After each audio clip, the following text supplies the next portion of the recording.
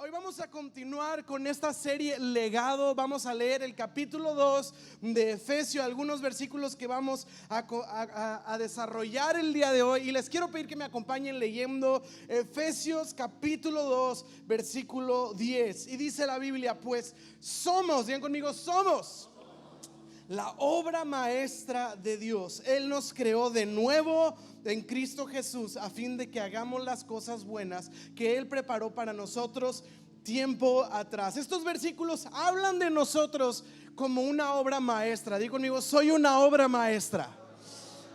Ahora, cuando decimos algo así, suena así como que, ay, qué bonito, ¿verdad? Soy una obra maestra. Pero la Biblia lo está diciendo y me encanta que este versículo 10 habla de una obra maestra como un resultado final. Lo que vamos a hacer el día de hoy es considerar el proceso previo a una obra maestra. Porque ¿cuántos saben que alguna obra de arte tiene un proceso en la que es creada? Hay un proceso creativo, no aparece una obra de arte. Hay un proceso de ir moldeando esta figura o esta obra hasta que llega a su momento final. Podríamos decir en este caso que entonces hay un antes y un después. Está cuando está siendo fabricada la obra y cuando ya está terminada la obra. Y el día de hoy titulé el mensaje antes y después. Digan conmigo, antes y después. Y vamos a orar juntos. Señor, te doy tantas gracias por lo que estás haciendo entre nosotros, por lo que vas a hacer el día de hoy en todas nuestras reuniones. Gracias por los milagros que nos concedes ver. Gracias por las maravillosas obras que tú estás haciendo entre nosotros, Señor, en el nombre de Jesús. Y toda la iglesia dijo amén. ¿Por qué no la chocas con 2, 3 personas que estén allá al lado de ti mientras tomas tu lugar? Y continuamos. Legado, antes y después. Es un honor para mí poder compartirles esta mañana de esta serie Legado. Reciban un saludo de nuestros pastores Esteban y Arlene. Y bueno, vamos a continuar. ¿Estamos bien? Muy bien, me dijeron que esta es de las reuniones más ruidosas de todo el día en Ancla. Eso. Algo muy común, no sé si les ha tocado. Yo veo estos programas en la televisión que son muy famosos y han estado por años y años, nada más que en diferentes categorías. Estos programas como de transformación. ¿A qué me refiero? Por ejemplo, programas en donde hay una persona que está en una condición y luego entra a un gimnasio y empieza a trabajar con él un coach y empiezan a trabajar tan fuerte con él que eventualmente se pone bien fuerte y de alguna manera podemos ver así las fotos, ¿verdad? Antes y después. Hay diferentes tipos de programas así. También hay programas de ropa, ¿verdad? Hay modelos o no sé cómo se les diga a los que le saben a la ropa, que van con personas y les dicen, vamos a transformar tu guardarropa. Y van, y yo me imagino si fueran a mi guardarropa, ¿verdad? ¿Qué gama de colores tienes? Uno, negro, ¿verdad? Ese es lo más sencillo de la vida. Y entonces llega esta modista o no sé cómo se llamen y empiezan a ver su cuerpo, lo que le queda bien a la persona y transforman su guardarropa y al final, ¿verdad? Puedes ver su antes y después. Tenemos muchos programas de este tipo. Tenemos programas de maquillaje, ¿verdad? O en YouTube que ves así como que maquíllate como no sé quién y está el antes y el después. Y hay uno que en particular es de mis favoritos. No lo veo todo el tiempo, pero cuando tengo la oportunidad me gusta ver, y es este de Extreme Makeover, ¿verdad? Es este programa en donde está una familia en su casa que, si se fijan, normalmente la casa está bien, ¿verdad? Y llegan estas personas con un camión, entran a la casa y les dicen, los vamos a mandar de viaje. Y de repente los mandan de viaje y entonces se ponen una serie de personas en 5 días o 7 días a destruir y volver a construir su casa, y las dejan como una casa mansión lujosa. Y cuando estas personas regresan, está el camión ahí, mueven el camión y oh por Dios, oh mi Dios, ¿verdad? Las traducciones al español, ¿verdad? Oh vaya, no puedo creerlo. Y entonces entran a la casa y oh mi Dios, oh vaya, vaya. Están diciendo mucho más, pero la traducción alcanzó para vaya, nada más. Y a mí me emociona, y a poco no hasta te dan ganas de llorar, ¿verdad? Ay, qué bonita casa. Y lo mejor de todo, es gratis. O sea, las vacaciones y la transformación fue gratis. Y uno dice, pues ¿dónde aplica uno para que lo consideren para estos programas? De alguna manera Hay algo que como seres humanos nos encanta en este tipo de programas o fotos en YouTube, ¿verdad? Conoce a tus artistas favoritos antes y después, ¿verdad? Y entonces ves a Brad Pitt de niño, todo chimuelo, y luego de grande, pues diferente. Y Tom Cruise de niño, ¿verdad? Y torejón, y luego grande, diferente también. Y siento yo que hay algo de nosotros, dentro de nosotros como seres humanos, que se siente atraído a la transformación. Siento que hay este sentido atractivo a nosotros cuando algo es transformado de un estado a uno mejor. Y me quedo pensando, ¿será que dentro de nosotros sabemos que a lo mejor las cosas actuales no están como pudieran estar? ¿Será que actualmente las cosas no están como deberían de estar? ¿Será que hay una conciencia muy dentro de nosotros en el que vemos algo, ya sea mi vida, ya sea mi condición o la condición de algo más, y muy dentro de nosotros sabemos que es necesaria una transformación? Necesita haber un antes y un después. Y me encanta que en los versículos que estamos considerando el día de hoy, el apóstol Pablo habla de un antes y un después, habla de un proceso de transformación. Y lo que me encanta es que es el proceso de transformación que Jesucristo hace en nuestras vidas. ¿Alguien quiere leer estos versículos? Vamos a leer Efesios capítulo 2 versículo 1. Y empieza el apóstol Pablo con todo a hablar del evangelio de Jesús. Y empieza con estos versículos. Dice: antes ustedes estaban muertos a causa de su desobediencia y sus muchos pecados. Órale, empieza así como que con todo Pablo. Versículo 2: vivían en pecado, pero fíjense bien, igual, digan conmigo, igual que el resto de la gente. Igual, obedeciendo al diablo, el líder de los poderes del mundo invisible, quien es el espíritu que actúa en el corazón de los que se niegan a obedecer a Dios. Todos vivíamos en el pasado, digan conmigo, todos vivíamos así en el pasado, siguiendo los deseos de nuestras pasiones y la inclinación de nuestra naturaleza pecaminosa. Por nuestra propia naturaleza éramos objeto del enojo de Dios, igual que todos los demás. Cuando Pablo empieza a hablar del proceso de transformación, y no solo en Efesios, sino que en diferentes cartas del Nuevo Testamento, Pablo siempre aborda este tema, el problema, la raíz de todos los males, este problema que llamamos pecado. La Biblia la llama pecado. Ahora, nunca es cómodo hablar de pecado, porque de alguna manera todos sabemos que nos involucra a cada uno de nosotros. Y el que no, pues oren por nosotros, por favor. Y no es muy cómodo hablar de esto, pero a mí me encanta la manera tan intencional que el apóstol Pablo aborda el tema del pecado, y lo aborda, y aunque es incómodo, pareciera ser que la Biblia sí lo hace necesario. Es un tema incómodo, pero a la vez es un tema necesario. ¿Por qué? Porque ese es el problema de la humanidad. Y entonces, ¿cómo yo puedo hablar de una solución si no sé cuál es el problema? ¿Cómo yo puedo hablar de una medicina si no sé cuál es la enfermedad? ¿Cómo yo puedo hablar de algo restaurado si yo no sé qué es lo que está quebrado? ¿Cómo puedo escuchar una buena noticia si no conozco la mala? Y de alguna manera el apóstol Pablo está abordando el problema primero en este caso. Y aquí Pablo le recuerda a la iglesia tres cosas bien fuertes que acabamos de leer. Las resumí en 3 puntos. Número 1, Pablo le recuerda a la iglesia que los pecadores experimentan una muerte espiritual por su pecado. Número 2, los pecadores solo siguen sus propias pasiones y deseos pecaminosos. Y número 3, los pecadores han ofendido a Dios. Básicamente es lo que está diciendo el apóstol Pablo. Y ahorita este mensaje va a terminar en gloria y ánimo, y vas a salir inspirado, porque ya le vi las caras a varios así como que. Pero cuando oímos estos versículos es como, pecado, pecado, todo mal. Pero hay algo brillante que Pablo escribe entre líneas, y lo repetimos juntos. Y Pablo le está hablando a la iglesia de Éfeso, Pablo le está hablando a la iglesia de la Odisea, Pablo le está hablando a la iglesia de los Filipenses, y Pablo le está hablando a la iglesia Ancla. Y cuando habla del pecado, me encanta que Pablo dice, igual que el resto de la gente, todos. Y pone como en un mismo plano a todas las personas. Y esto es algo súper impresionante, porque el apóstol Pablo aborda esto porque de una manera extraña, como seres humanos, a veces nos sucede que se nos olvida que todos estábamos en la misma condición.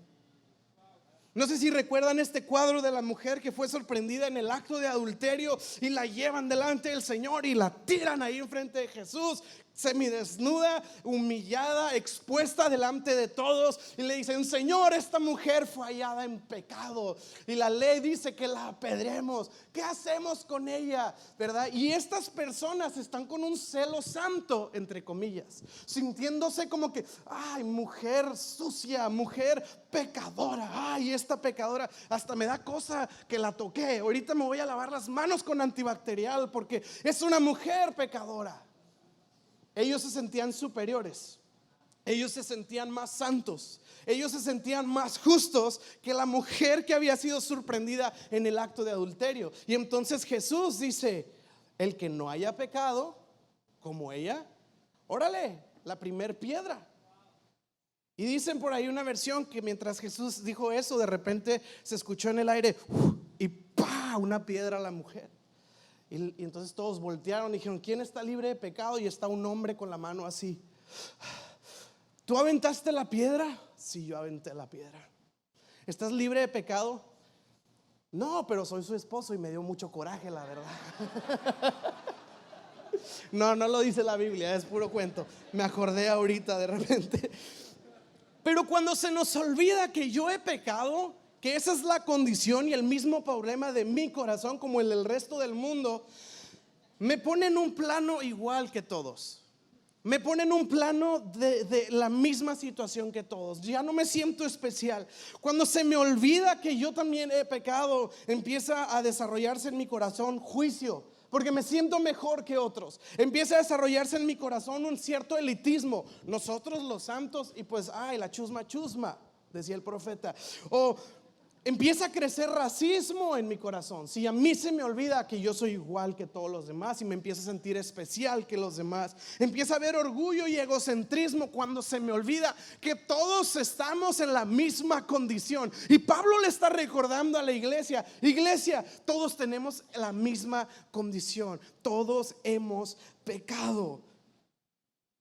Y cuando hablamos del pecado, el asunto, cuando se nos olvida más bien que todos estamos en la misma condición, es porque sacamos nuestra lista de estándares morales y sociales.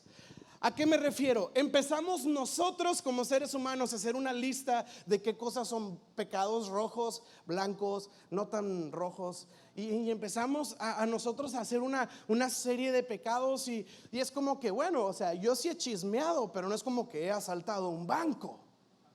Bueno, yo sí he criticado, pero no es como que he matado a nadie.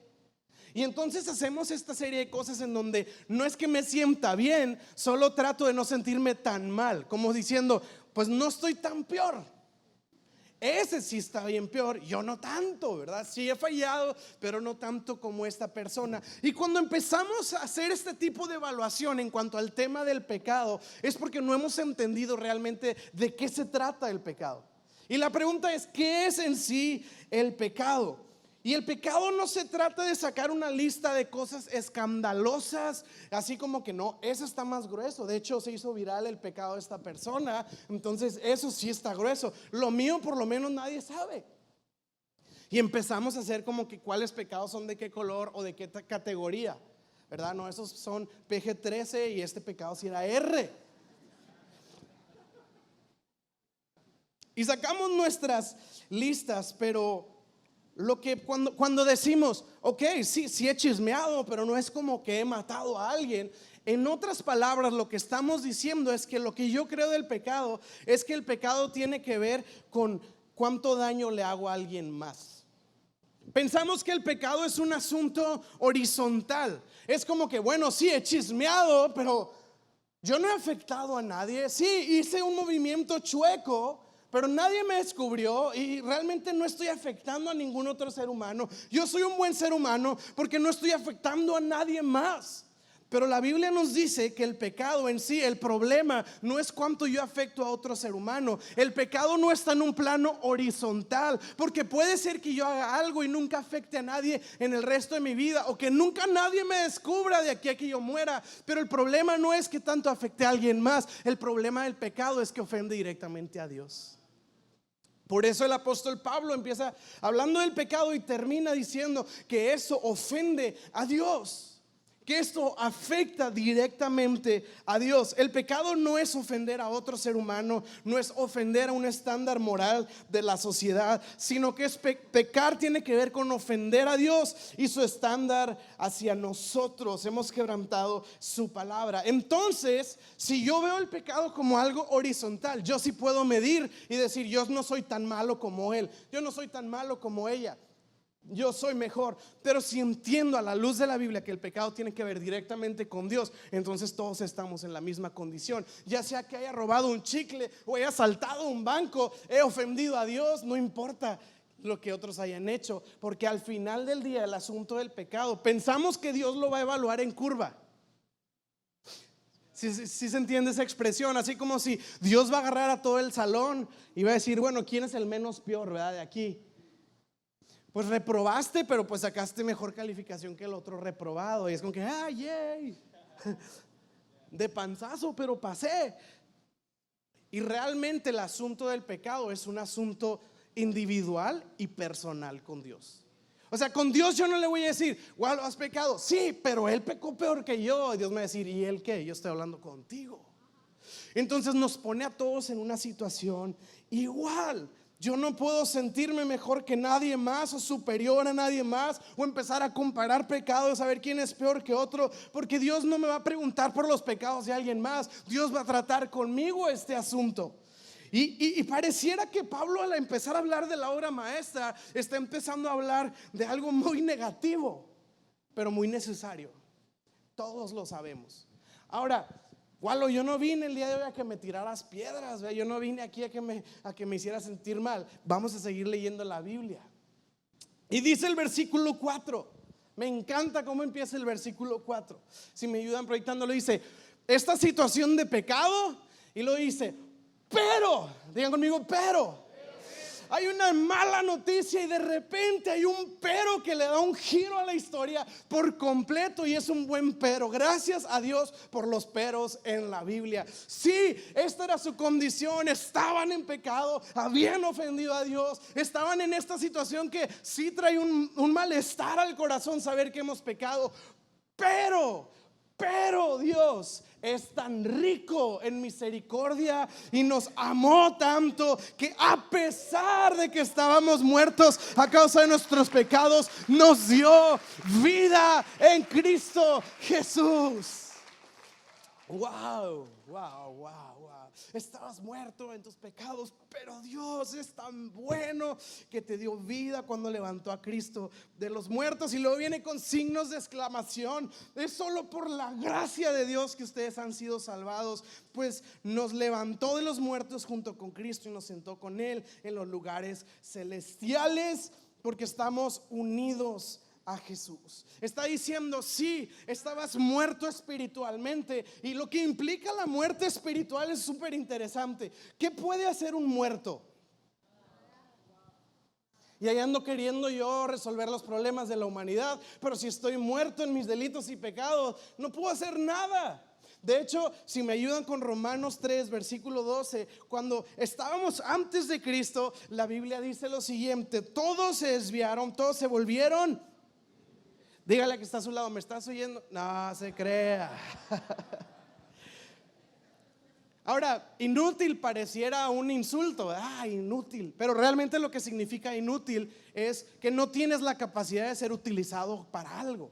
O sea, de alguna manera yo era un inútil, yo no podía ser útil para los propósitos de Dios, para su reino, para lo que Él está haciendo en la iglesia. Yo era un inútil cuando no estaba en Cristo. Esa era mi condición, era un muerto en mis delitos y pecados, inútil, porque era un saco muerto ahí tirado, que no podía hacer nada, que no podía cambiar el mundo, que no podía influenciar una vida para bien, no podía hacer nada. Y la Biblia dice: pero Pero cuando Dios levantó a Cristo de los muertos, lo hizo pensando en ti para darte vida y levantarte. Y cuando yo tengo vida, entonces puedo ser útil para los propósitos de Dios. Entonces Dios no solo nos da vida para irnos al cielo, Dios nos incluye en su plan.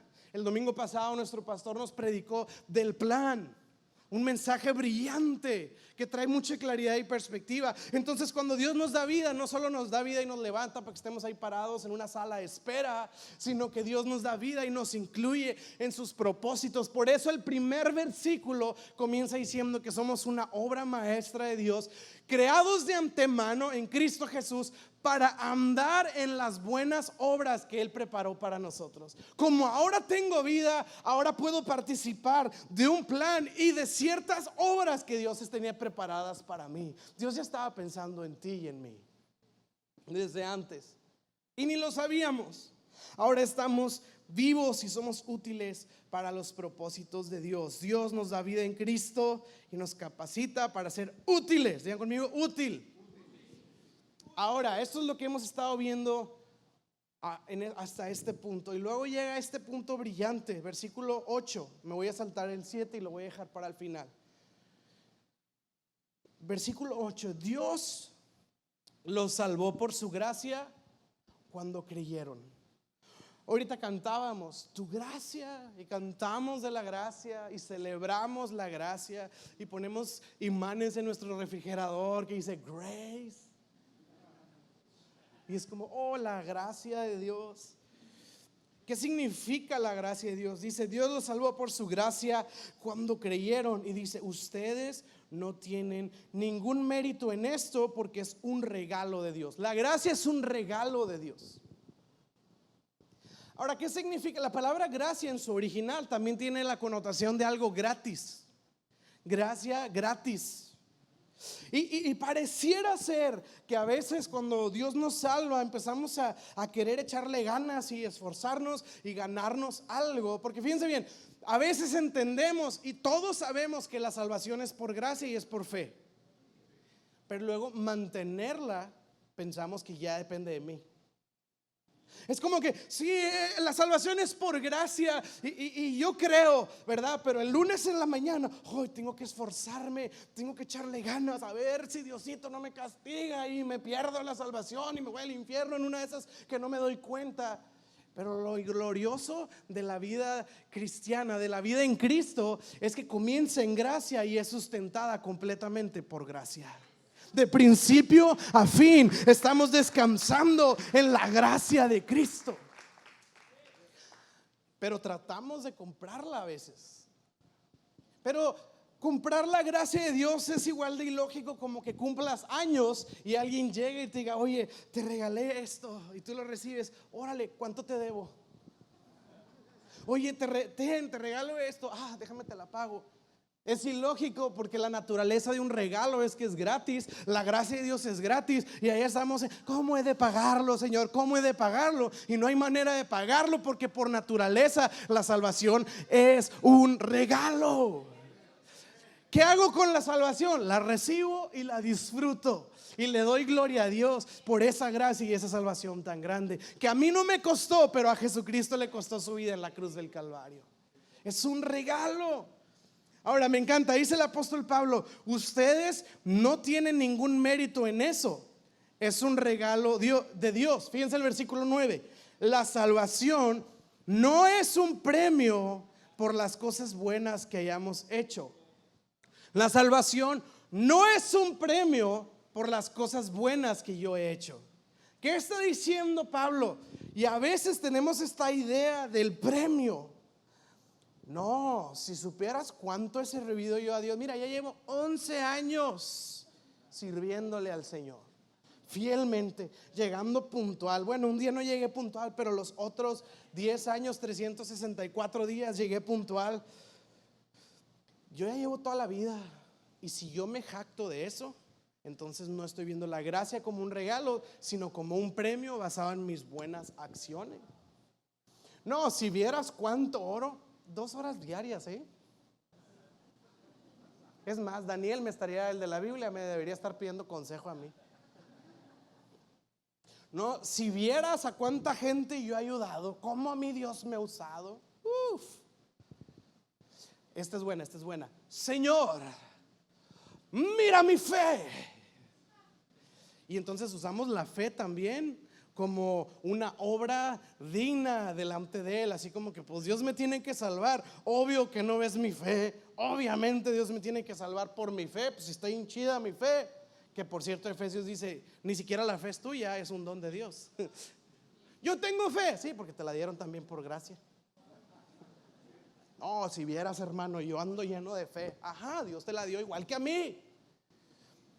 Pero ¿por qué el apóstol Pablo empieza a ser se fijan cómo es muy intencional, diciéndole: iglesia, tú habías pecado igual que toda la gente, igual que todo el mundo, estábamos en el mismo plano, pero ahora tú eres salvo por la gracia de Dios. Pero dice: dense cuenta, iglesia, que no es por méritos propios, que no es por un esfuerzo personal, que no es un premio, no es una corona o un trofeo que Dios te está dando por ser tan buena onda. Termina diciendo: la salvación no es un premio por las buenas obras que hayan hecho, así que ninguno de nosotros puede jactarse de ser salvo. Y en toda esta línea de pensamiento del apóstol Pablo, lo que está haciendo es ponernos en un mismo plano a todos. Nuestra sociedad sufre de lo opuesto, de elitismo, de grupos sociales que se creen más importantes que otros. Y a veces pasa en la iglesia, ¿verdad? Y es como el nuevo y pues el que ya lleva muchos años en la iglesia. Y el de afuera, y de repente hacemos expresiones de todas las personas, así como que allá afuera, los de afuera, los del mundo. Y empezamos a hacer esta tipo separación, así como si por estar en Cristo ya estamos aparte de la gente, como que ya somos un poquito más especiales que los demás, como si ya somos un poquito más santos y más puros que las demás personas. Y puede haber una tendencia en nuestro corazón que se suba ahí una idea en la que yo piense a pensar que soy a lo mejor un poquito mejor que alguien más. Fíjense bien, les voy a contar una historia que me pasó en otro planeta de la galaxia en la que visité una vez. Y había una reunión de oración por México. Y de verdad fueron miles de personas, miles, estaba repleto. Y era como que oremos por México y ya las cosas van a cambiar y el avivamiento. Y bueno, empezó la reunión y luego tocaron como 5 grupos de alabanza y luego un mariachi y luego se subió un rapero cristiano. Y yo digo: ¿qué tiene que ver esto con lo que vinimos a hacer? Pero está bien. Y luego dieron promociones de esto y descuentos y publicidad y bueno, muchas cosas muy bonitas, ¿verdad? Pero de repente ya empezamos a orar por México después como de 2 horas. Y cuando empezamos a orar se puso muy buena la cosa y se subieron diferentes pastores. Y un pastor en particular hizo algo muy padre, pero que luego me sorprendió porque dijo: y nosotros como pueblo cristiano declaramos que bendecimos a nuestras autoridades. Y todos dijeron: amén. Y declaramos que estamos comprometidos con Dios para servir a nuestro prójimo. Amén. Y declaramos que nosotros somos no sé qué, algo así muy bueno. Amén. Y declaramos que como cristianos no somos mejor que nadie. Y no soy yo tan fuerte el amén.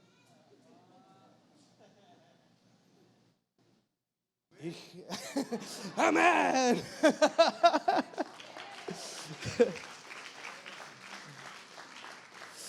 Y yo sentí bien feo en mi corazón, porque ¿será que si hay algo dentro de nosotros de repente que me quiere así como que hacer sentir? Pero Pablo está siendo bien intencional en decirle a la iglesia: iglesia, igual que los demás, todo ha sido por gracia, todo ha sido por pura misericordia de Dios. Ustedes no se lo han ganado, ustedes no se han esforzado por tenerlo, no es un trofeo, no es un premio. Y esto lo hace súper intencional con un propósito específico.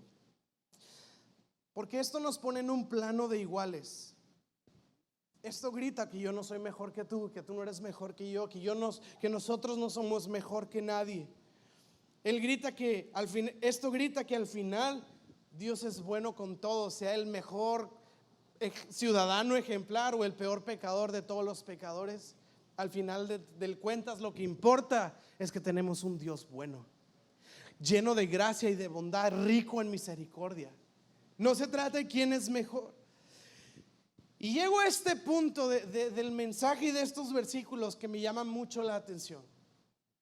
¿Por qué el apóstol Pablo está siendo tan intencional en recordarnos a todos que estábamos en pecado, pero que ahora tenemos por gracia la salvación de Dios, pero que seguimos siendo iguales todos nosotros? Y llego al versículo 7, me lo salté, ahí está en la línea de pensamiento, pero lo saqué para llegar a este punto. Versículo 7: Dios me salvó.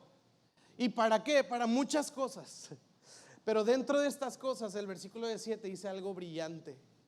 Y dice: de modo que en el futuro Dios puede ponerme como ejemplo de la increíble riqueza de la gracia y la bondad que Dios nos tuvo, como se ve en todo lo que ha hecho por nosotros que estamos unidos a Cristo Jesús. ¿Qué está diciendo Pablo? Que Dios va a agarrar mi vida y la obra que Él ha hecho en mí va a servir en el futuro para que otros puedan ver que Dios es bueno, para que otros puedan ver que Dios puede alcanzar al que sea. En otras palabras, usando la misma idea del apóstol Pablo de una obra maestra, lo que la Biblia nos está diciendo es que el apóstol Pablo va a tomar cada una de nuestras vidas. No el apóstol Pablo, Dios va a tomar cada una de nuestras vidas y las va a poner como en una galería de arte. Las va a poner como exhibición. Y nuestras vidas van a estar en exhibición. Pablo mismo dice: nuestras vidas son como cartas abiertas para los demás. Mírenme, miren cómo Dios ha sido bueno conmigo, y que esto sirva de testimonio para que todo el mundo sepa que Dios puede salvar, sea que sea el peor de los peores o el mejor de los mejores. La obra de Dios es suficiente, y si lo hizo conmigo, también lo puede hacer contigo. Este es el propósito. Vamos, y si es un aplauso para Jesús, dáselo bien, fuerte.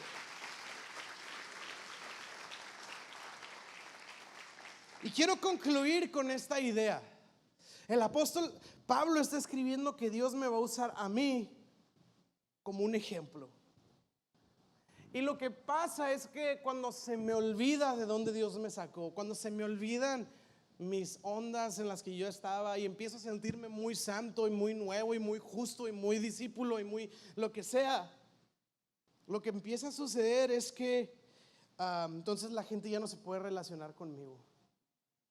Va a decir: bueno, sí, Dios es bueno con él, pero es que mira, ora 2 horas al día, es que nunca ha pecado, es que siempre es el más puntual. Y entonces la gente empieza a verme como alguien separado, medio ungido, medio levantado y exaltado. Y entonces las personas empiezan a decir: bueno, Dios es bueno con él porque mira sus obras, pero Dios no puede ser bueno conmigo porque yo no tengo ese desempeño. Pero al ponernos como iguales, está haciendo el apóstol Pablo, todas las personas pueden relacionarse con una historia de gracia. Todos somos atraídos a una historia de transformación. Y si tú y yo somos expuestos en la galería de arte de Dios como una historia de redención, como una historia de transformación, la gente va a ser atraída a ese mensaje. Hay muchos programas de transformación. Ya dijimos, fitness, casas que son remodeladas, maquillaje, la transformación de artistas a lo largo de su edad. Pero hay en particular ciertos videos, hay un programa, hay ciertos programas de transformación que a mí me gustan. No veo muchos, pero he visto algunos. Y son estos videos de restauración.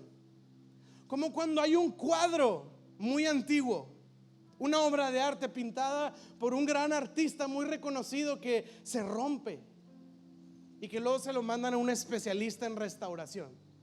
Y este restaurador usa este cuadro y pues valen millones de dólares porque son cuadros muy importantes. Y este tipo es experto en reconstruir la pieza.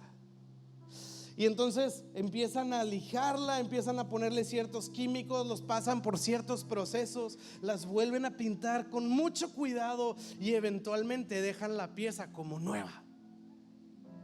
Y por detrás a lo mejor sí se ve la línea donde estaba rota esa pieza, pero me encantan estas transformaciones cuando implican restauración, porque creo que es lo que Dios hace con nuestras vidas.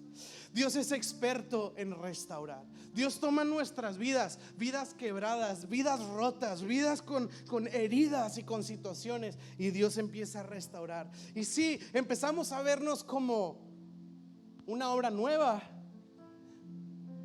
pero qué importante también es que por atrás se pueda ver la cicatriz. A veces protegemos mucho, o defendemos, o cuidamos mucho a mi vida de antes. La defiendo y me acuerdo una vez estábamos en el cumpleaños de una chava que conocemos, y estaba ahí toda su familia, y me da mucha risa porque cumplía años y creo que cumplía su mayoría de edad. Entonces el papá cristiano da unas palabras para su hija, bien emotivo el momento. Y el papá dice: bueno, pues yo le quiero dar gracias a Dios. Está lleno de gente ahí. Y dice: le quiero dar gracias a Dios porque mi hija pues hoy cumple sus 18 años. Y le quiero dar gracias a Dios específicamente porque más que cumplir años, yo le quiero dar gracias a Dios porque ella es una mujer que ha conocido a Cristo. Ella es una mujer que ha tenido un encuentro con el Señor, y yo estoy tan agradecido con Dios, con Dios por eso. Y luego dice él, ella no conocía al Señor, y rápidamente como que se pone un poquito rojo el papá y dice, y no es que hacía cosas malas ni nada, o sea, muy buena la muchacha. Y yo por dentro, sí hacía, no la defiendas, ¿verdad? Y así como que yo antes no conocía al Señor, me portaba bien, pero tampoco era así que, si eras. Defendemos mucho mi historia pasada, defendemos mucho mis errores, y como que no, nadie los cuente, que nadie sepa. Pero precisamente esos errores son los que demuestran que a pesar de tener una vida así, Dios puede crear una nueva obra maestra, una obra de arte. Que a pesar de que no había esperanza, Dios puede traer esperanza. De que si había ruinas, Dios puede construir una obra nueva. De que si ya no había, si había muerte, Dios puede traer vida. ¿Por qué no le das gracias a Dios por esta obra? Qué buen mensaje acabamos de escuchar, y queremos animarte a seguir viendo más predicaciones que sabemos que van a bendecir tu vida. Puedes hacer clic aquí en la pantalla o entrar al link que está en la descripción. La verdad, gracias por ser parte de lo que Dios te está haciendo aquí como iglesia. Que Dios te bendiga y que tengas una maravillosa semana.